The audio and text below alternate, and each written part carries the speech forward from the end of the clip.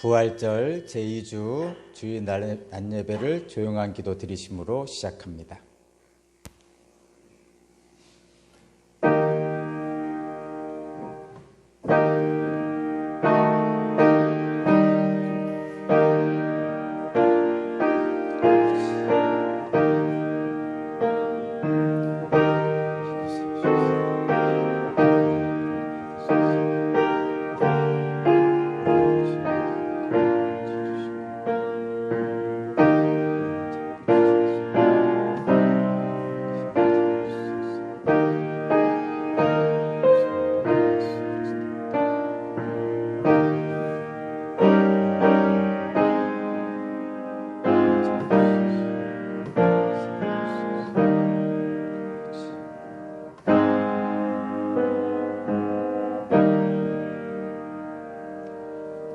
하나님은 영이시니 예배하는 자가 영과 진리로 예배할지니라.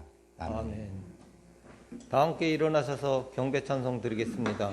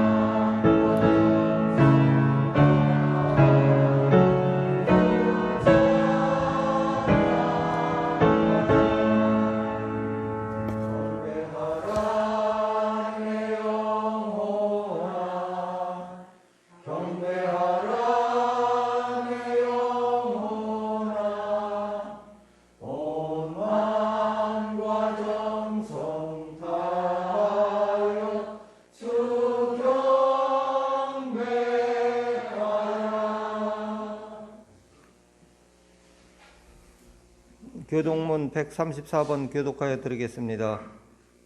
내가 받은 것을 먼저 너희에게 전하노니 이는 성경대로 그리스도께서 우리 죄를 위하여 죽으시고 장사하는 바 되셨다가 성경대로 사흘 만에 다시 살아나사 대마에게 보이시고 후에 12제자에게와 그 후에 500의 형제에게 일시에 보이셨으니 그 중에 지금까지 대다수는 살아있고 어떤 사람은 잠들었으며 그 후에 야고보에게 보이셨으며 그 후에 모든 사도에게와 맨 나중에 만삭되지 못하여 난 자 같은 내게도 보이셨느니라. 그리스도께서 만일 다시 살아가지 못하셨으면 우리가 전파하는 것도 헛것이요 또 너희 믿음도 헛것이며 만일 그리스도 안에서 우리가 바라는 것이 다만 이 세상의 삶뿐이면 모든 사람 가운데 우리가 더욱 불쌍한 자이니라. 그러나 이제 그리스도께서 죽은 자 가운데서 다시 살아나사 잠자는 자들의 첫 열매가 되셨도다. 아멘. 사도신경으로 신앙 고백 드리겠습니다. 나는 전능하신 아버지 하나님 천지의 창조주를 믿습니다. 나는 그의 유일하신 아들 우리 주 예수 그리스도를 믿습니다. 그는 성령으로 잉태되어 동정녀 마리아에게서 나시고 본디오 빌라도에게 고난을 받아 십자가에 못 박혀 죽으시고 장사된 지 사흘 만에 죽은 자 가운데서 다시 살아나셨으며 하늘에 오르시어 전능하신 아버지 하나님 우편에 앉아 계시다가 거기로부터 살아있는 자와 죽은 자를 심판하러 오십니다. 나는 성령을 믿으며 거룩한 공교회와 성도의 교제와 죄를 용서받는 것과 몸의 부활과 영생을 믿습니다. 아멘. 송영찬송 5장 드리겠습니다. Oh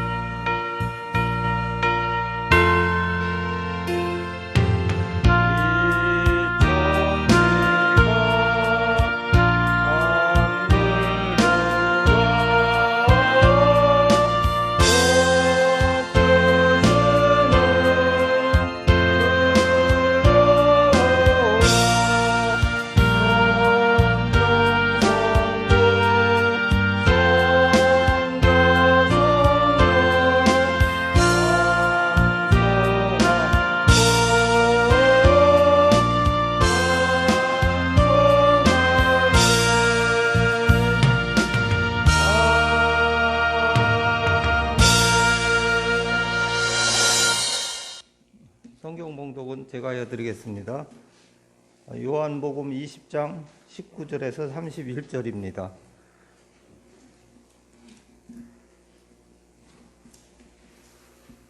요한복음 20장 19절에서 31절입니다. 그날 곧 주간의 첫날 저녁에 제자들은 유대 사람들이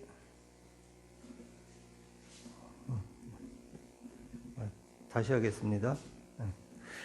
그날 곧 주간 첫날 저녁에 제자들은 유대 사람들이 무서워서 문을 모두 닫아 걸고 있었다. 그때 예수께서 와서 그들 가운데로 들어서셔서 너희에게 평화가 있기를 하고 인사말을 하셨다. 이 말씀을 하시고 나서 두 손과 옆구리를 그들에게 보여주셨다.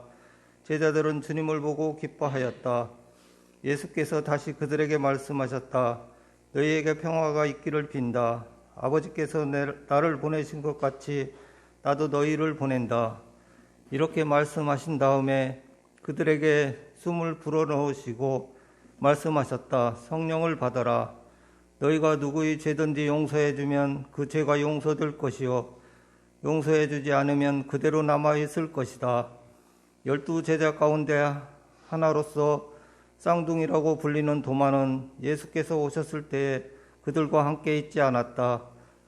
다른 제자들이 그에게 우리는 주님을 보았소 하고 말하였으나 도마는 그들에게 나는 내 눈으로 그의 손을 잇는 못자국을 보고 내 손가락으로 그의 못자국을 넣어보고 또 내 손을 그의 옆구리에 넣어보지 않고서는 믿지 못하겠어 하고 말하였다.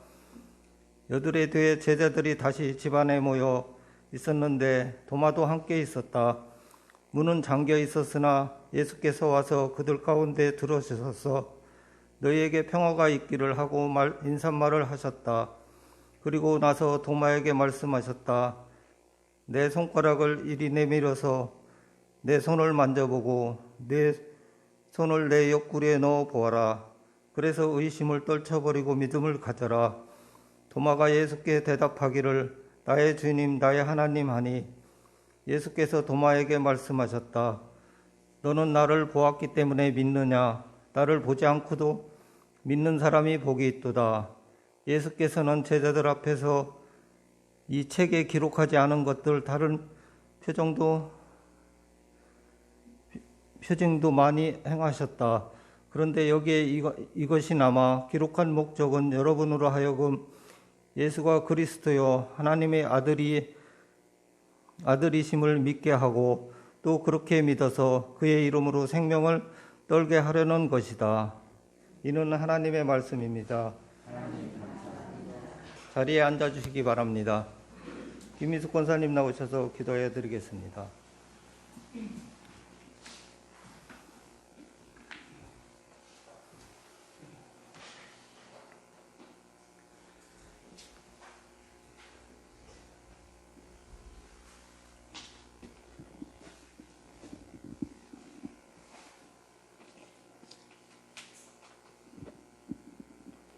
사랑과 은혜가 충만하신 하나님 아버지, 주님의 은혜로 한 주간을 살게 하시고 거룩한 주일을 맞이하여 주님 전에 나와 예배하게 하시니 감사합니다. 이 시간 예배하는 저희들의 마음을 정결케 하여 주시옵고 진심으로 감사하며 예배드릴 수 있는 저희들이 되게 하여 주시옵소서. 사랑의 주님, 부활하신 주님을 믿지 못하고 의심하며 살아온 저희들을 불쌍히 여겨 주시옵고 용서하여 주시옵소서. 두려움과 의심을 해방시켜 주신 부활의 주님, 저희들에게 성령으로 충만케 하셔서 능력 있는 삶을 살게 하시고 코로나19도 능히 이기고 모든 예배의 시간이 회복되고 모든 일상이 회복되어 복되고 아름다운 삶을 살아가며 주님의 일을 하기에 부족함이 없는 오산교회 공동체가 되게 하여 주시옵소서. 주님의 말씀을 전하시는 목사님을 성령의 능력으로 붙들어 주시고 영육간 강건함으로 인도하여 주시옵소서. 선포되어지는 주님의 말씀을 듣는 저희들이 새 힘과 새 능력을 받아 코로나19로 침체되어 있는 저희의 모든 삶이 생동력 있는 신앙생활로 변화되게 하여 주시옵소서. 예배 후에 봄맞이 대청소를 합니다. 모든 손길 축복하여 주시옵고 기쁨으로 감당하게 하여 주시옵소서. 우리를 죄에서 구원하신 예수 그리스도의 이름으로 기도드립니다. 아멘.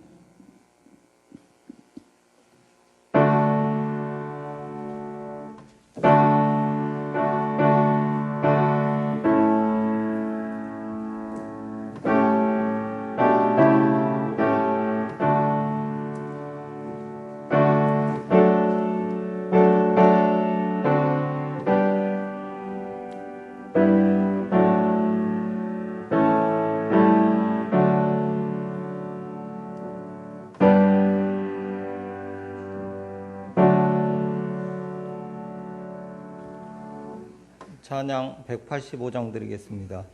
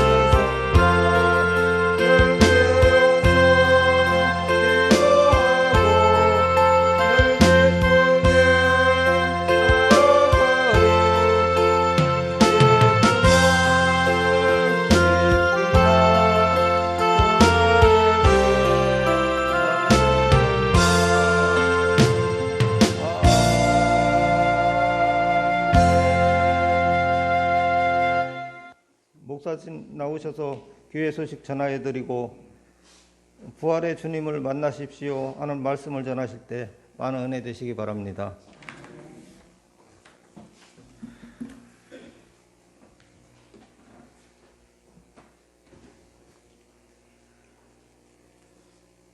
교회 소식입니다. 주보 뒷면에 보시면 교회 소식란이 있습니다.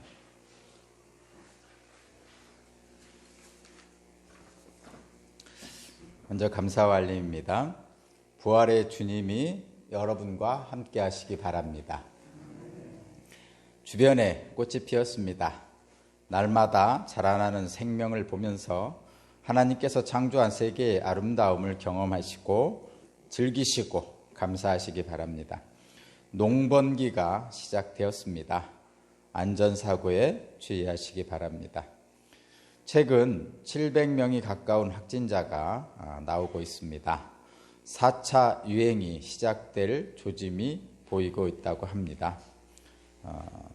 외출을 자제하는 등 특별한 주의를 부탁드립니다. 벌써 1년이 넘게 지속되고 있는 코로나19로 인하여 의료진뿐만 아니라 온 국민이 피로감에 지쳐가고 있습니다.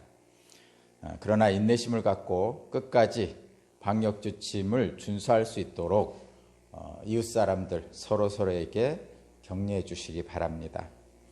코로나19의 추세를 지켜보면서 대면 예배, 속회 예배, 차량 운행 여부를 결정하여 알려드리겠습니다.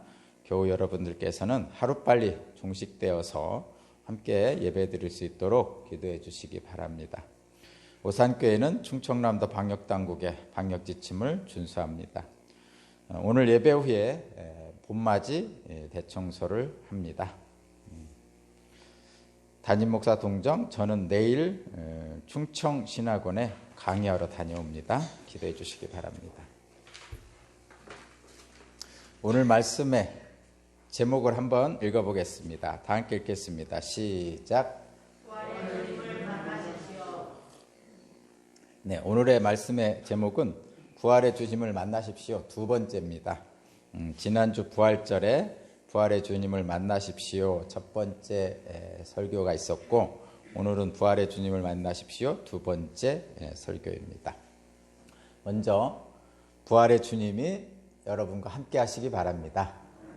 아멘이죠? 부활은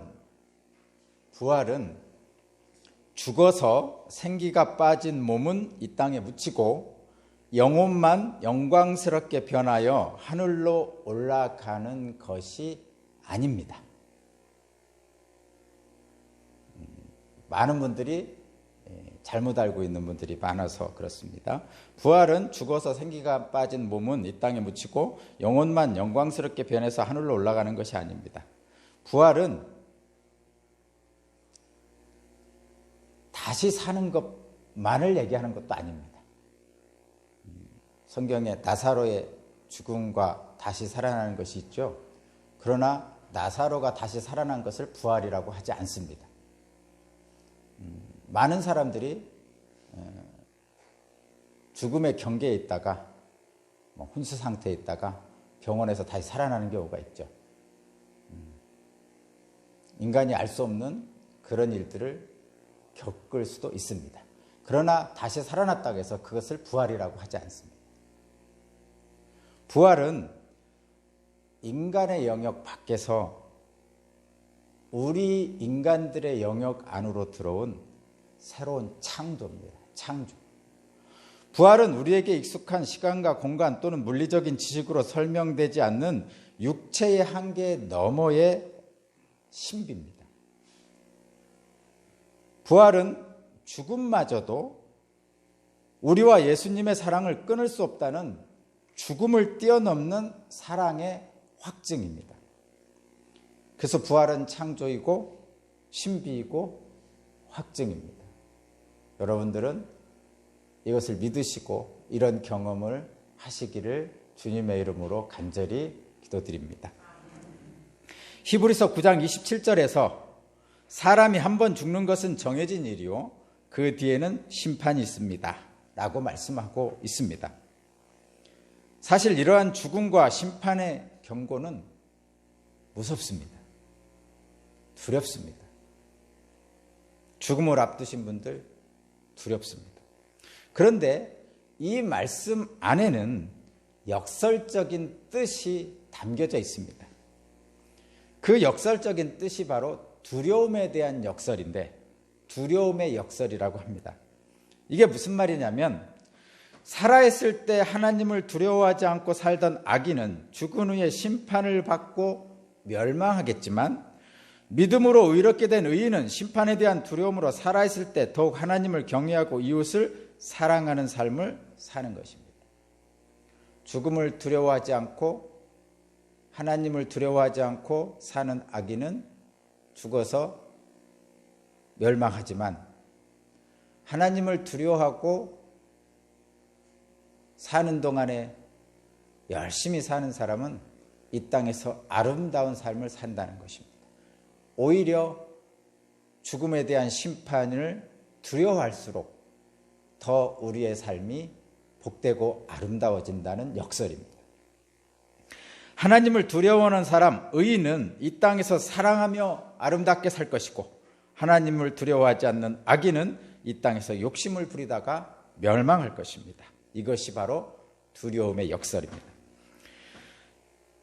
사람은 날마다 죽음을 향해 나아가고 있습니다. 그래서 사람을 죽음을 향한 존재라고 말하기도 합니다. 산다는 것 자체가 죽음을 향한 여정입니다. 따라서 살면서도 늘 불안합니다. 하루를 살았다는 것은 하루를 죽었다는 말과 같습니다. 언제 죽을지 모른다는 두려움이 늘 우리를 따라다닙니다. 그것이 바로 죽음의 파괴적인 능력입니다. 그러나 부활은 죽음과 심판 사이의 고리를 끊어버립니다. 부활은 피할 수 없는 죽음의 두려움과 불안으로부터 벗어나게 합니다. 부활은 그런 파괴적인 죽음의 능력을 무력화시킵니다. 십자가에 달리신 예수께서 부활하심으로 죽음이 무력화된 것입니다. 따라서 십자가 예수를 주님으로 믿는 저와 여러분은 죽음의 두려움과 불안에서 벗어나 이 땅에서 평안을 누리며 기쁨을 누리며 감사하며 살 수 있게 된 것입니다. 여러분, 부활은 죽음 너머를 바라보게 하고 죽음의 두려움으로 벗어나게 해서 부활에 이르는 소망을 갖고 살게 합니다. 그래서 이 땅에 사는 동안에 인간답게, 사람답게, 아름답게 살 수 있을 뿐만 아니라 당연히 죽음을 넘어 부활에까지 이를 수 있다는 것이죠. 그것이 예수님의 부활의 의미고 저와 여러분들에게 주어진 능력입니다. 부활은 죽음에 포박당했던 옛 세상에 대한 종말입니다. 부활은 죽음 너머의 새로운 세상의 시작입니다. 세상에 대한 허무함과 썩어짐의 굴레를 벗어던지고 그리스도 예수 안에서 새롭게 창조되는 세상으로 우리를 초청하는 사건이 바로 부활 사건입니다. 여러분은 그 초청의 현장에 있는 것이고 이미 부활의 주님으로부터 초청을 받았습니다. 따라서 저와 여러분은 이 세상을 살아가는 힘과 능력이 부활로부터 주어졌습니다. 그렇다면 우리가 부활의 주님을 만나면 우리에게 어떤 일이 일어납니까? 오늘 본문을 통해서 한번 살펴보겠습니다. 먼저 부활의 주님을 만나면 두려움이 사라지고 평화가 찾아옵니다. 오늘 본문을 보니까 제자들은 두려움의 문을 닫고 숨어 있습니다. 왜냐하면 십자가에 달린 예수의 제자라는 것이 드러나면 자신들도 잡혀 죽을지 모른다는 불안이 제자들에게 있었기 때문에 문을 꽁꽁 걸어 잠고 안에 숨어 있을 수밖에 없었습니다. 불안과 두려움으로 모든 문을 닫고 숨어 있는 제자들에게 부활의 주님께서 찾아오십니다. 여러분에게도 찾아올 줄 믿습니다. 그리고 제자들에게 이렇게 말씀하십니다. 너희에게 평화가 있기를. 주님께서 19절을 보고 21절을 보고 26절을 보면 주님께서 제자를 만날 때마다 평화를 빌어주십니다. 저와 여러분이 제자죠? 혹시 여러분 뭔가 두렵습니까? 뭔가 불안하십니까? 주님께서, 부활의 주님께서 여러분에게 평화를 주시기를 기도합니다. 부활의 주님을 만난 제자들은 주님이 주시는 평화를 얻었을 뿐만 아니라 죽은 줄만 알았던 주님이 살아계심으로 기쁨이 충만합니다. 부활의 주님을 만나면 첫 번째가 어떤 일이 일어나냐면 평화와 기쁨이 충만합니다. 여러분에게도 그런 평화와 기쁨이 있으시기 바랍니다.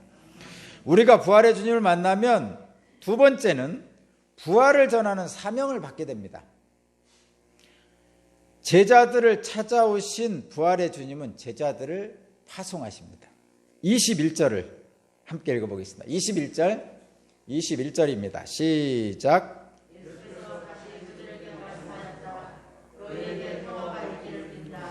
아버지께서 나를 보내신 것 같이 나도 너희를 보낸다. 아멘. 하나님은 하나님의 뜻을 이루시려고 예수님을 이 땅에 보내셨습니다. 마찬가지로 예수께서도 예수님의 일을 하도록 우리를, 저와 여러분을 세상으로 보내십니다. 따라서 저와 여러분은 예수의 제자로서 예수께서 하시던 일을 해야 합니다. 그 일은 하나님 나라를 이 땅에 선포하는 일입니다. 마태복음 4장 19절에 보면 내가 너희를 사람을 낚는 어부가 되게 하리라 라고 베드로와 제자들을 부르시며 하셨던 말씀이 바로 하나님 나라를 선포하는 일입니다. 저와 여러분은 부활의 주님으로부터 부르심을 받았을 뿐만 아니라 또한 보내심을 받은 제자들입니다. 따라서 우리는 각자의 삶에서 예수 그리스도의 부활의 삶을 살아야 되고 살아내야 됩니다. 그리고 또한 부활을 전해야 됩니다.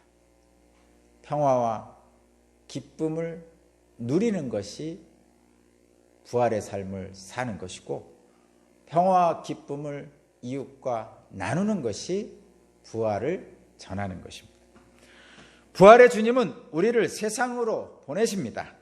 주님께서 세상으로 우리를 보내실 때 그냥 보내시지 않습니다. 저와 여러분들의 약함을 아시는 주님께서 우리만 혼자 달랑 보내지 않으십니다. 혼자 보내시지 않으시고 함께 동행하시고 또 우리에게 주님의 능력을 부여해 주십니다. 보냄받은 제자들에게 먼저 그리스도의 영인 성령을 보내주십니다. 22절입니다. 제가 읽겠습니다. 22절. 이렇게 말씀하신 다음에 그들에게 숨을 불어넣으시고 말씀하셨다. 성령을 받아라. 아멘. 우리는 혼자가 아닙니다. 마태복음 28장 20절에서 주님께서는 우리를 세상으로 보내시면서 세상 끝날까지 함께 하신다고 약속하셨습니다. 특히 오늘 본문 22절은 창세기 2장 7절의 창조 과정과 대단히 유사합니다. 창세기 2장 7절의 말씀을 읽어보면 주 하나님이 땅의 흙으로 사람을 지으시고 그의 코에 생명의 기운을 불어넣으시니 사람이 생명체가 되었다고 기록하고 있습니다. 하나님의 창조 행위입니다. 그런데 그 창조 행위가 오늘 본문 22절의 말씀과 대단히 유사합니다. 사람은 땅의 흙과 하늘의 생명으로 지어졌습니다. 사람의 육체가 땅의 흙으로 지어진 까닭에 사람은 땅의 일에 대단히 민감합니다. 모든 사람은 먹고 마시는 일, 목숨을 유지하는 일에 우선적인 욕망을 갖고 태어났습니다. 그런데 그런 먹고 마시는 일, 땅의 일에 민감한 우선적 욕망을 갖고 태어났을 뿐만 아니라 사람에게는 특별한 창조 과정이 하나가 더 있었습니다. 여러분. 그것은 하나님께서 하늘의 생명의 기운을 사람에게 불어넣으신 것입니다. 그 결과 사람은 육체와 영이 합쳐진 생명체가 되었습니다. 창세기 2장 7절에서 하나님께서 사람에게 불어넣으신 생명의 기운이란 것은 히브리어로 네슈마트 하임이라고 그러고 영어로는 The Breath of Life라고 합니다. 우리나라 말로는 생명의 숨을 얘기하는 거예요. 이렇게 이런 거, 숨. 이거를 생명의 호흡이라고 합니다. 호흡이 끊어지면 죽은 것이죠. 육체는 땅으로부터 왔으나 생명은 하늘로부터 왔습니다. 이 말씀을 기억하는 것이 중요합니다. 사람은 하늘의 도움이 없으면 생명 있는 삶을 살지 못하기 때문입니다. 봄이 왔죠? 봄이 온 것을 어떻게 합니까? 땅을 보면 알 수 있죠? 새싹이 움트고 돋아나는 것을 보면 봄이 온 것을 압니다. 그런데 땅에서 일어나는 이 새싹들, 생명의 기운은 사실은 하늘로부터 옵니다. 하늘로부터 오는 봄의 기운을 따라 땅이 화답하는 것이 바로 새싹입니다. 참으로 아름다운 땅과 하늘의 조화입니다. 저와 여러분들은 그런 하늘과 땅의 조화 속에서 오늘 그 자리에 있습니다. 여러분 나가셔서 그 하늘과 땅의 놀라운 조화를 마음껏 느끼시고 감사하시기 바랍니다. 이같이 만물은 땅과 하늘의 연합체입니다. 특별히 사람은 하나님의 숨, 곧 영을 받은 존재들입니다. 따라서 사람은 온전한 사람으로 살려면 육과 영이 모두 충만해야 됩니다. 사람은 육체를 위해 먹고 마시는 땅의 일을 해야만 합니다. 한두 끼만 굶어도 당장 배고픔의 고통이 따르죠. 그만큼 먹고 사는 일은 중요하고 또 민감한 문제입니다. 육체의 일에 민감하게 반응하는 반면에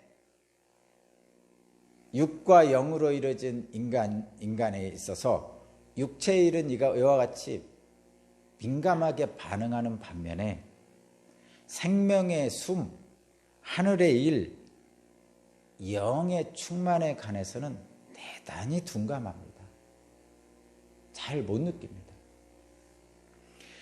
하늘의 일에 둔감하기 때문에 민감한 육체의 요구에만 따라가다 보면 영혼을 소홀히 여길 수 있습니다.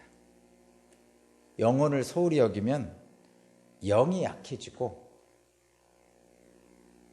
생명의 기운이 막히게 됩니다. 저는 잘 모르겠지만 동양에 있는 의학은 기가 있다고 그러죠. 기. 잘 모릅니다만 기가 막힌다고 그러죠. 우리들 말에 그런 말 있잖아요. 기가 막혀. 이런 말 있잖아요. 그 기입니다. 그것을 생명의 기운이라고 생각하셔도 좀 도움이 될까 싶어서 말씀드립니다. 영혼을 소홀하게 되면 생명의 기운이 막히게 됩니다.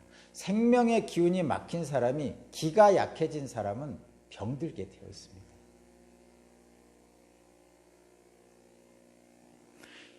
육체의 결핍은, 먹고 마시는 일은 스스로 채우려고 하는 강렬한 욕망이 작용합니다. 그래서 애쓰지 않아도 배고프면 먹게 되어 있고 목마르면 마시게 되어 있습니다. 그런데 영혼의 결핍은 스스로 알기도 어렵고 알지 못하기 때문에 스스로 채우려고 애쓰지도 못합니다.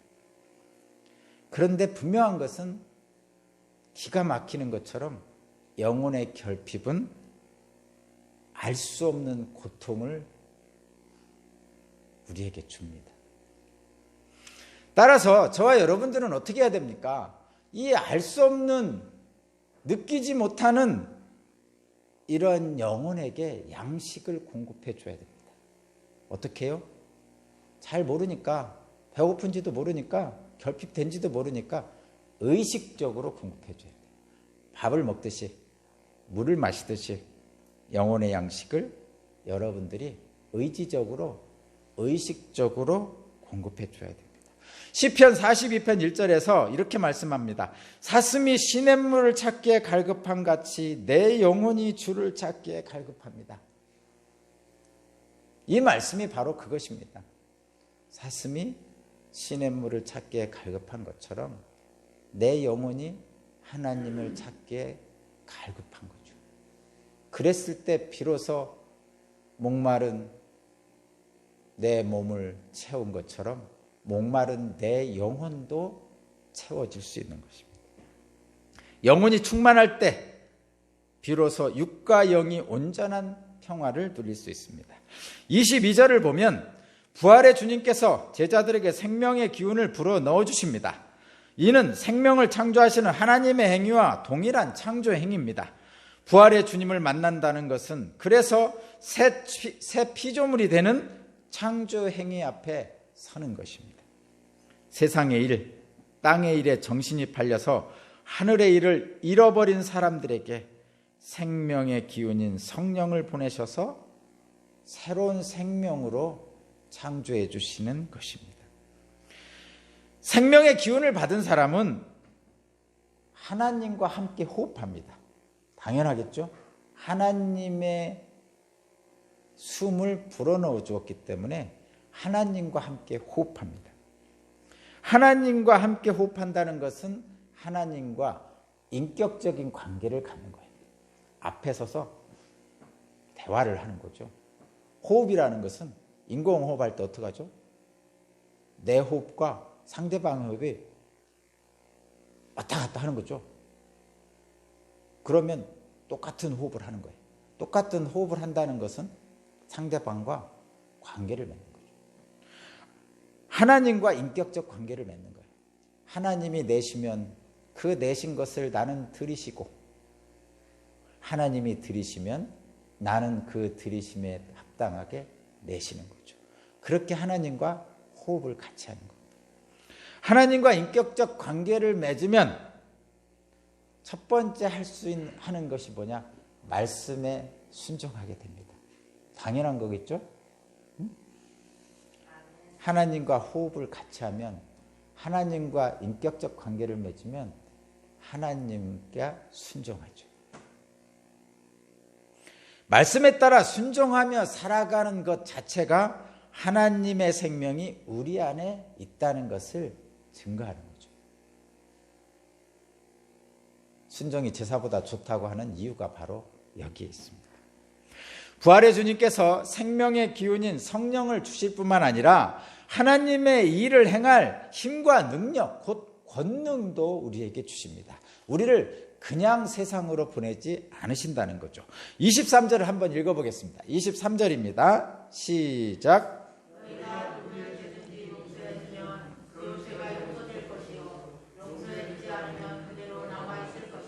아멘. 하나님과 인격적 관계를 맺고 하나님과 함께 호흡하면 하나님의 힘과 능력이 우리에게 덧입혀집니다. 성령으로 충만한 사람은 부활의 주님과 호흡을 같이 하기 때문에 주님의 이름으로 하나님의 일을 할 수 있습니다. 혼자서는 못하는 일도 둘이면 할 수 있는 것처럼 사람은 하늘의 일을 할 때 비로소 사람으로서의 가치와 의미를 느낄 수 있어요. 사람으로서의 가치와 의미는 보람 있는 삶이죠. 여러분, 한번 여러분의 삶을 잘 돌이켜보세요.